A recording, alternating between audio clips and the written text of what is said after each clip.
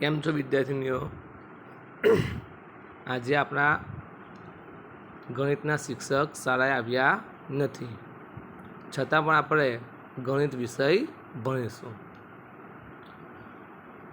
વિદ્યાર્થી મિત્રો, આપણે છેલ્લે પૂર્ણ સંખ્યા અને પ્રાકૃતિક સંખ્યાનો ખ્યાલ મેળવેલો હતો, યાદ છે ને?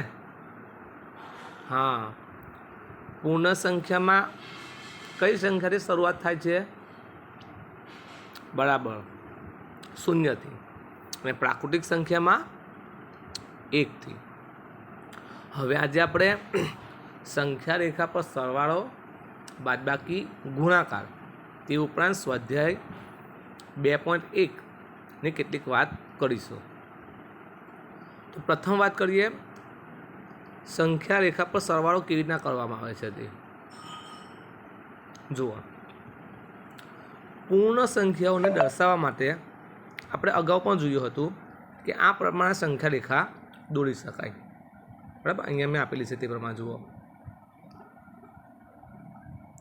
આ પ્રમાણે આ સંખ્યા રેખા દોરેલી છે. બરાબર, શરૂઆત છે 0, પછી 1, 2, 3, 4, 5, 6, 7. બરાબર ને? આ પ્રમાણે સંખ્યા રેખા આપણે દોરી શકીએ. હવે આપણે એ જોવાનું છે કે દાખલા તરીકે તમને આપણે કે 3 + 4નો સરવાળો, બરાબર, 3 + 4. તો 3 + 4 તો બહુ ઇઝી છે, 3 × 4 = 7. પણ આપણે સંખ્યા રેખાની મદદથી કરવાનું છે. એટલે સૌપ્રથમ આપણે શું કરો? સંખ્યા રેખા દોરી કરવાની. હવે 3 આપેલા છે, એટલે સૌપ્રથમ પહેલાં આપણે 3 ઉપર આ પ્રમાણે લીટી કરી દઈશું. બરાબર, અને વત્તા છે એટલે વત્તા હોય એટલે આપણે જમણી બાજુ ખસવાનું. જમણી બાજુ એટલે આ બાજુ, ના બાજુ ડાબી બાજુ આવે. બરાબર, કેટલું ખસવાનું? કે આ જેટલા અંક આપેલા હોય એટલું. કેટલા અંક આપેલા છે? 4. એટલે 4 અંક ખસવાનું. 4 અંક ખસવાનું છે, 4 એકમ ખસવાનું છે. એટલે 1 તો છે જ, હું ખસું જુઓ. 1, આ 1 ખસ્યો, 1 એકમ. પછી 2, 3 ને આ 4. 4 એકમ ખસ્યા પછી જે નીચે આવે ને એ તમારો જવાબ. એટલે 3 + 4 = 7. ખબર પડી? બે વસ્તુ યાદ રાખીશું. સૌ પ્રથમ આપણે 3 + 4 સંખ્યા રેખાની મદદથી લખો. તો પહેલાં સૌ પ્રથમ સંખ્યા રેખા દોરીશું. 0થી શરૂઆત કરીશું. 1, 2, 3, 4, 5, 6, 7. ત્યાર પછી પ્રથમ જે અંક છે તેના ઉપર આપણે લીટી કરીશું અને વત્તા હોય તો જમણી તરફ જઈશું અને કેટલા એકમ જઈશું? અહીંયા જે આપેલા હોય એટલા એકમ આપણે જઈશું અને એ એકમ પૂરા થાય એટલે જે નીચે આવે તે આપણો જવાબ રહેશે. બરાબર, તો આમાં આપણે ફક્ત 3 વસ્તુ યાદ રાખવાની છે કે સંખ્યા રેખા દોરવાની છે. પહેલો જે અંક છે ત્યાં આગળ પોઈન્ટ કરવાનું છે. બીજું યાદ રાખવાનું છે કે વત્તા હોય તો જમણી બાજુ જવાનું છે અને અહીંયા જે સંખ્યા લખી હોય એટલા એકમ ખસવાનું છે જમણી તરફ. બરાબર, ઓકે. એ જ પ્રમાણે આપણે સંખ્યા રેખાની બાદબાકી પર જોઈએ. જો અહીંયા તમને સંખ્યા રેખાની બાદબાકી પણ આપેલી છે. હવે એમાં 7 - 5 છે, એના માટે એક સંખ્યા રેખા દોરેલી છે. જુઓ, આ રહ્યા. બરાબર, આ સંખ્યા રેખા દોરેલી તમારા પાઠ્યપુસ્તકમાં છે. હવે આમાં 7 - 5 કરવાના છે. તો આનું પણ આપણે સેમ જ કરીશું કે 7 - 5 કરીશું આપણે. -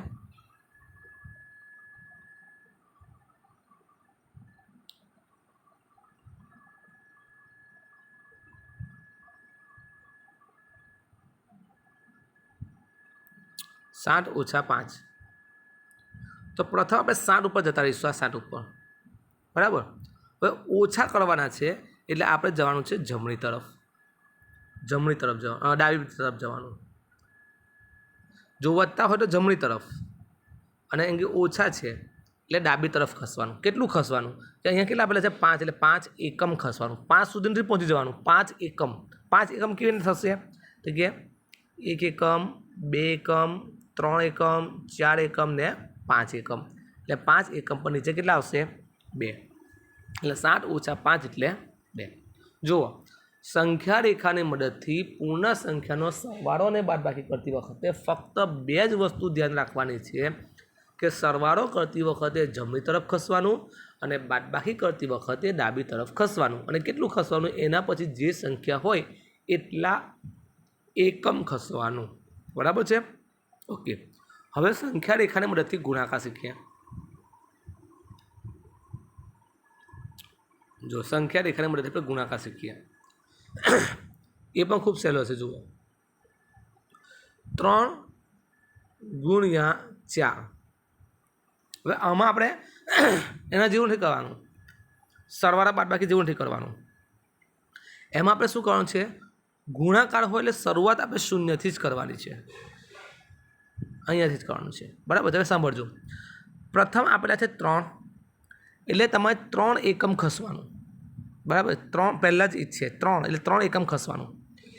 કેટલી વખત ખસવાનું, એટલે કે 4 વખત ખસવાનું, ને એ ઓલવેઝ હંમેશા જમણી બાજુ જ ખસવાનું. એટલે પહેલાં 0 લઈ લેવાના. બરાબર છે. અને અહીંયા આપણે આ પ્રમાણે કરીશું કે 3 પહેલાં ખસી લઈશું, એટલે આ એક વખત તમે ખસી ગયા, પછી બીજા 1 2 3 આ બીજી વખત ખસ્યા, ફરી 1 2 3 3 વખત ખસ્યા. કેટલી વખત ખસવાનું છે આપણે? 4 વખતે. 4 વખતે. અને 4 વખત ખસે પછી નીચે આવશે તમારો જવાબ 12. બરાબર છે. એટલે આ પ્રમાણે આપણે સંખ્યા રેખાનો સરવાળો, બાદબાકી અને ગુણાકાર કરવાના છે. એના માટેના પ્રયત્નો જે છે એ તમારે નોટબુકમાં લખવાના છે. જો અહીં આપેલા છે આ 2 પ્રયત્નો, આ 3 પ્રયત્નો બહુ સહેલા છે. તમે ત્યાં વિડીયો પૂરું થયા પછી આ પ્રયત્નો લખજો. બરાબર છે. કે પ્રયત્ન કરો, સંખ્યા રેખાનો ઉપયોગ કરીને 4 + 5 લખવાના છે. તો 4 + 5 કરવાના છે. આયરો જુઓ આ પ્રયત્ન 4 + 5 કરવાના છે આપણે. તો પહેલાં શું કે સંખ્યા રેખા દોરીશું. પહેલાં 4 ઉપર આપણે લીટી કરી દઈશું. બરાબર છે. અને ત્યાર પછી આપણે વત્તા છે એટલે જમણી બાજુ ખસીશું. કેટલું ખસીશું? 5 એકમ ખસીશું. એના 2 + 6, 3 + 5, 1 + 6 નો સરવાળો સંખ્યા રેખાની મદદથી કરીશું. ઓકે, બીજો પ્રયત્ન છે. જુઓ, સંખ્યા રેખાની મદદથી આપણે બાદબાકી કરીશું. બરાબર છે. એટલે આ બાદબાકી પર એ જ પ્રમાણે છે. બાદબાકી છે એટલે આપણે પહેલાં 8 પર જતું રહે, 8 - 3 છે એટલે 8 પર જતું રહેવાનું. બાદબાકી છે ડાબી બાજુ જવાનું અને 3 એકમ ખસવાનું. જવાબ આવી જશે. બરાબર છે. ત્યાર પછી આ ગુણાકાર છે સંખ્યા રેખા પર, કે સંખ્યા રેખાનો ઉપયોગ કરીને 2 × 6 કેના કરીશું. જો તમને બતાવી દઉં. પહેલાં આપણે સંખ્યા રેખા દોરીશું. 0 લખીશું, 1 2 3 4 5 6 7 8 9 10 11 12. બરાબર છે. આપણે દોરીશું. હવે પહેલાં શું કરીશું? 2 × 6 એટલે પહેલાં શરૂઆત આપણે 0થી જ કરવાની, ગુણાકાર હોય એટલે. બરાબર છે. 2 × 6 છે એટલે પહેલાં 2 નો જમ્પ લેવાનો છે, એટલે કે 2 એકમ ખસવાના છે. કેટલી વખત ખસવાના? પાછળ આપેલા છે 6, એટલે આ 1 વખત થઈ ગયો, 2 વખતે, 3 વખતે, 4 વખતે, 5 વખતે, 6 વખતે, એટલે ડાયરેક્ટ 12 આવશે. બરાબર છે. તો આ પ્રમાણે આપણે પ્રયત્ન આ 3 જે છે એ આપણે નોટબુકમાં લખીશું. બરાબર છે. હવે આપણે સ્વાધ્યાય 2.1 જોઈએ. બહુ સહેલું છે. સ્વાધ્યાય 2.1. ચાલો, એમાં પહેલો દાખલો જોઈએ આપણે.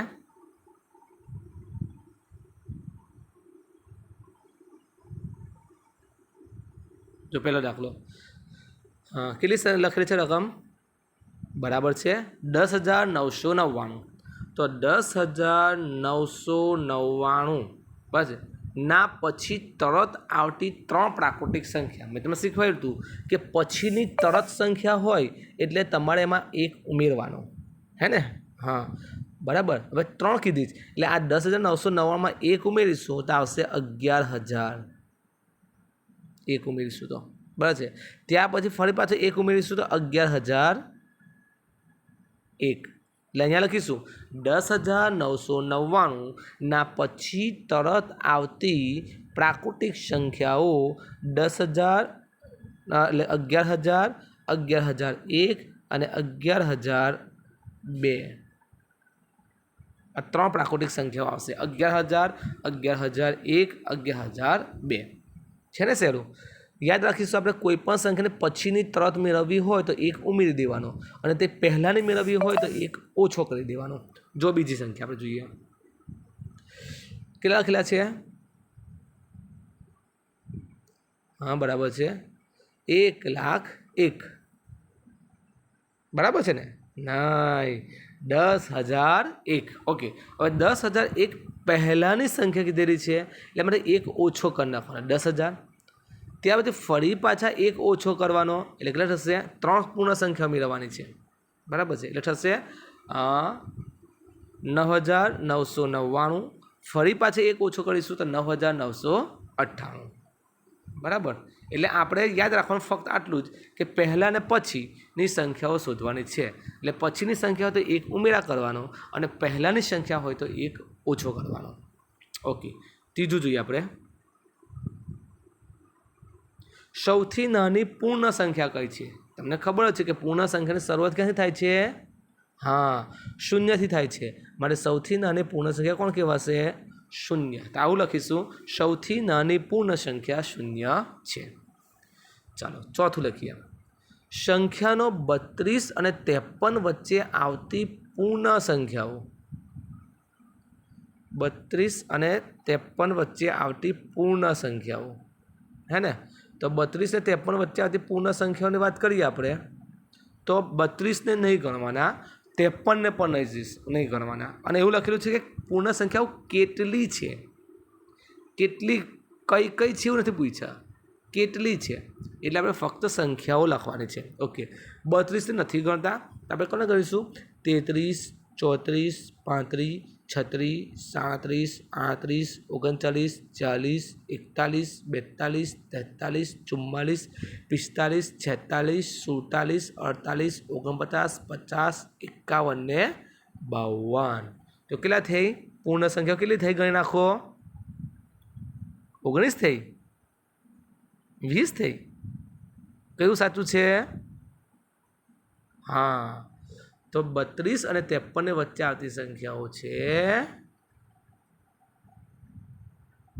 20 બરાબર છે તો આપણે ગણતરી કરીને કેટલી છે હા કઈ કઈ છે પૂછવું હોય તો આપણે બધી જ લખવી પડે બરાબર છે ઓકે પાંચમો પ્રશ્ન જુઓ નીચે આપેલી સંખ્યાઓના પછી તરત આવતી સંખ્યા હવે પછી તરત એટલે એક ઉમેરી કરવાનો 94 તો 94 પછી તરત સોરી 2,44,701 આવશે 2,44,701 તો એના પછીની તરત કઈ આવશે 2,44,702 એવી રીતના 1,01,99 તો એના પછીની કઈ આવશે 1,02,000 એક સંખ્યા આપણે શું કરવાનું એક પ્લસ કરી દેવાના બરાબર છે ન સમજ પડે તો એક વત્તા કરી નાખો અને એ વત્તા કરીને જે આવતો જવાબ લખો બરાબર છે પછીની સંખ્યા પહેલાંની સંખ્યામાં શું કરવાનું કે પહેલાંની સંખ્યામાં એક ઓછો કરવાનો નીચે આપેલી સંખ્યામાં તરત પહેલાંની સંખ્યા કીધેલી છે એટલે એક ઓછો કરવાનો એટલે કે 94 એક ઓછો કરશો તો આવશે 93 એવી રીતના કેટલી સંખ્યા છે 10,000 તો કેટલા આવશે બરાબર છે 9,999 બરાબર ને એટલે એક ઓછો કરવાનો છે ચાલો આગળ આપણે જોઈએ 7મો પ્રશ્ન નીચે આપેલી સંખ્યાની જોડીમાં સંખ્યા રેખા પર કઈ સંખ્યા ડાબી બાજુ અને કઈ સંખ્યા જમણી બાજુ આવશે તે જણાવો અને તેની વચ્ચે કયું નિશાની આવશે આ બેમાંથી તે લખવાનું છે હવે જુઓ જે સંખ્યાઓ નાની હોય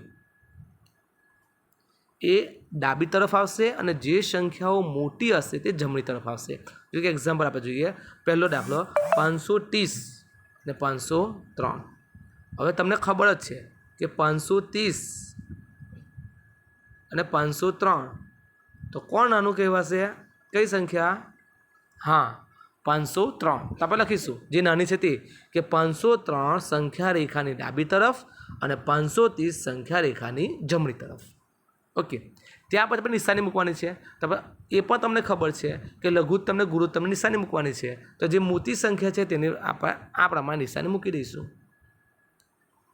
એટલે આ પ્રશ્નનો જવાબ આવી ના થશે પહેલાં લખીશું 530 503 તો કે 503 નાની સંખ્યા છે જે સંખ્યા રેખા પર ડાબી તરફ છે અને 503 અને 530 મોટી સંખ્યા છે જે સંખ્યા રેખા પર જમણી તરફ છે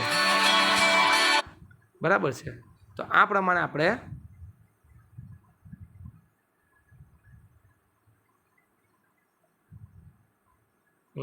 આ પ્રમાણે આપણે સંખ્યા. જો બીજું એક બતાવો તમને 730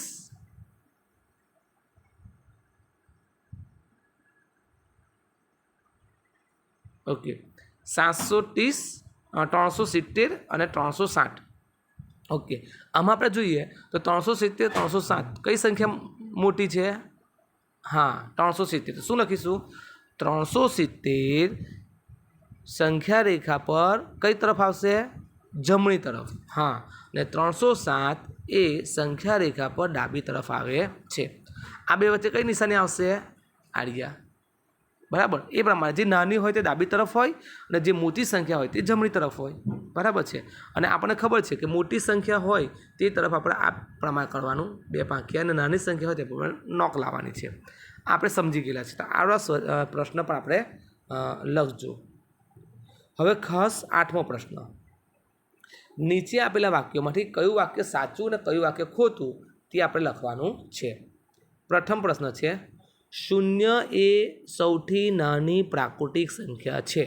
બોલો, સૌથી નાની પ્રાકૃતિક સંખ્યાની એટલે કે પ્રાકૃતિક સંખ્યાની શરૂઆત ક્યાંથી થાય છે? હા 1થી. તો પ્રાકૃતિક સંખ્યામાં 0નો સમાવેશ થાય? ન થાય. તો આ વિધાન કેવું છે?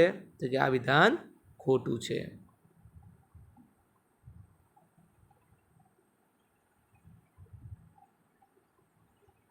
બરાબર છે. ચાલો બીજું વાક્ય.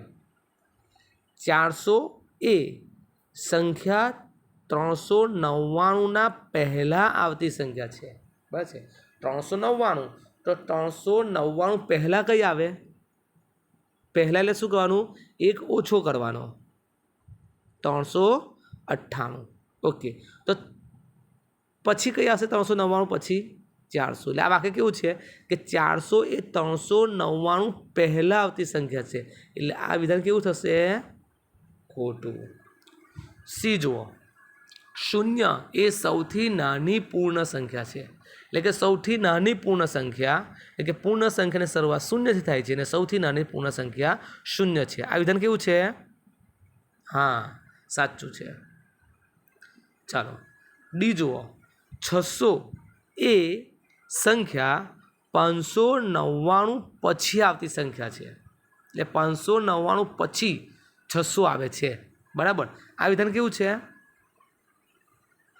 બરાબર સાચું છે. કેમ કે 599 પર 1 ઉમેરીશું 600 આવશે. એ જુઓ. દરેક પ્રાકૃતિક સંખ્યા પૂર્ણ સંખ્યા છે. એટલે કે જેટલી પ્રાકૃતિક સંખ્યા છે 1થી લઈને અનંત સુધી એ બધી પૂર્ણ સંખ્યા કહેવાશે? ના. કેમ નહીં કહેવાય? કારણ કે અંદર 0નો સમાવેશ થતો નથી. માટે આને આપણે ખોટું કરીશું. બીજો જુઓ F વાળું. દરેક પૂર્ણ સંખ્યા છે એને પ્રાકૃતિક સંખ્યા કહી શકાય? તો કે હા.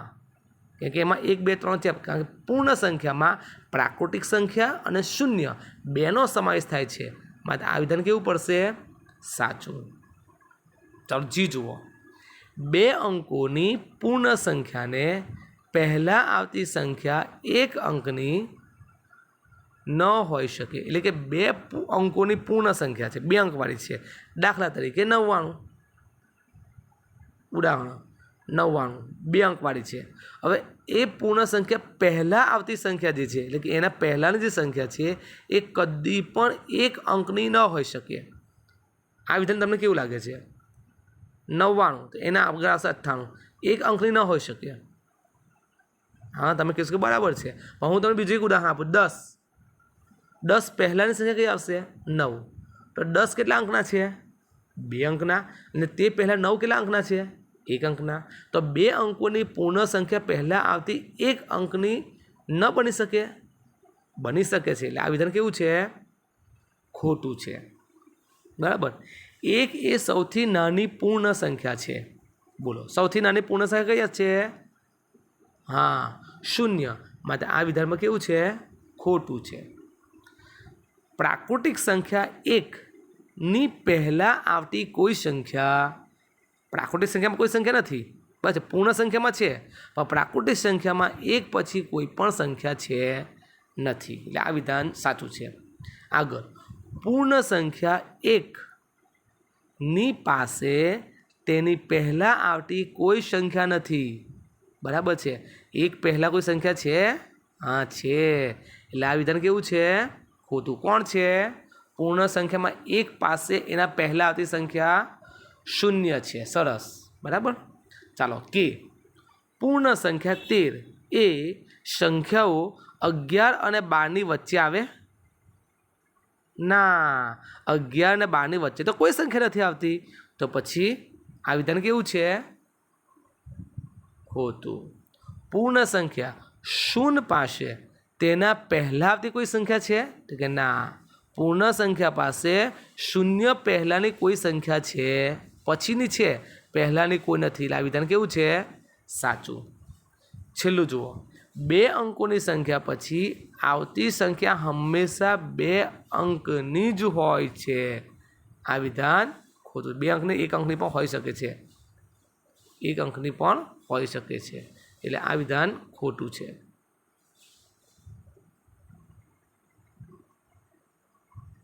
બરાબર છે?